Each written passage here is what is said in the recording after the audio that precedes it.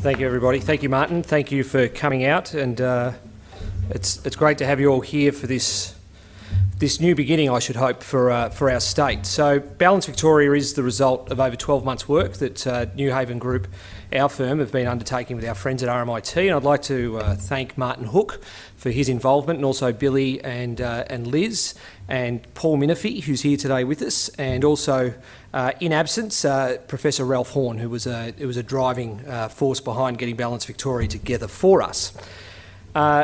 Martin's in good spirits despite the fact that his name for Balance Victoria didn't win, which was the committee for everywhere else, but we persist nonetheless. Newhaven sponsored the Balance Victoria initiative for the same reason I suspect most of you are here today.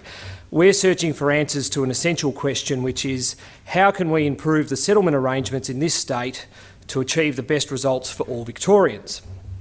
Balance Victoria is an independent, non-partisan arena where the facts about what's happening across our state can be laid out and ideas for our future can be articulated. We will welcome submissions from all quarters. We will welcome arguments for and against decentralisation because the contest of ideas is essential. It is only out of the crucible that the best of our thinking will emerge. Now, we're very fortunate in this country to have a citizenry that are both intelligent and engaged. From Menzies' fireside chats to Paul Keating's boast that you could walk into any pet store and the resident galah would be talking about microeconomic reform, we know that the best policy is developed when the public are part of the conversation. However, we do know also that long-term planning is never easy, and it never has been. And we were very fortunate last Friday for The Age to republish an article from the 10th of August 1968.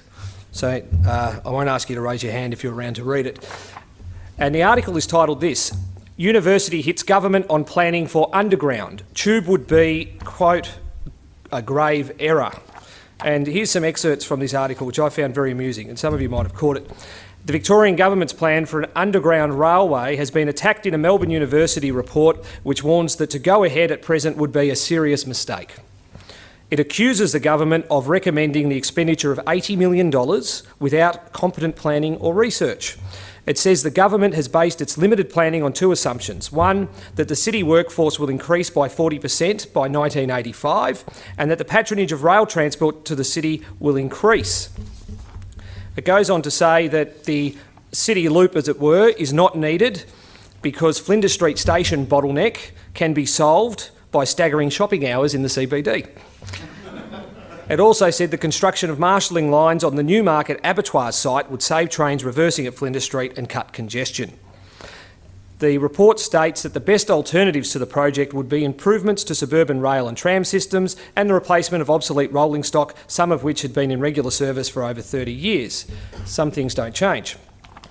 The immediate short-term problem is the Flinders Street bottleneck, for which there are many possible solutions. It does not justify major investment, and possibly there are other methods of solution, including those with less cost than the underground. Now, Premier Sir Henry Bolte ducked up to Canberra with the Transport Minister, Mr Wilcox, to meet Prime Minister Gorton and to ask him for a $40 million grant to finance the underground rail project.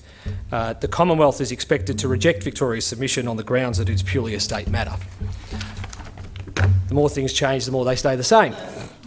So history tells us that the job ahead of us is not easy, but we need as many serious people with serious ideas engaged in a serious debate for us to lay the foundations for our next 50 and 100 years. And Newhaven Group is very proud to sponsor this initiative. On behalf of Jeff Moore and our team, thank you all for being here. Cheers.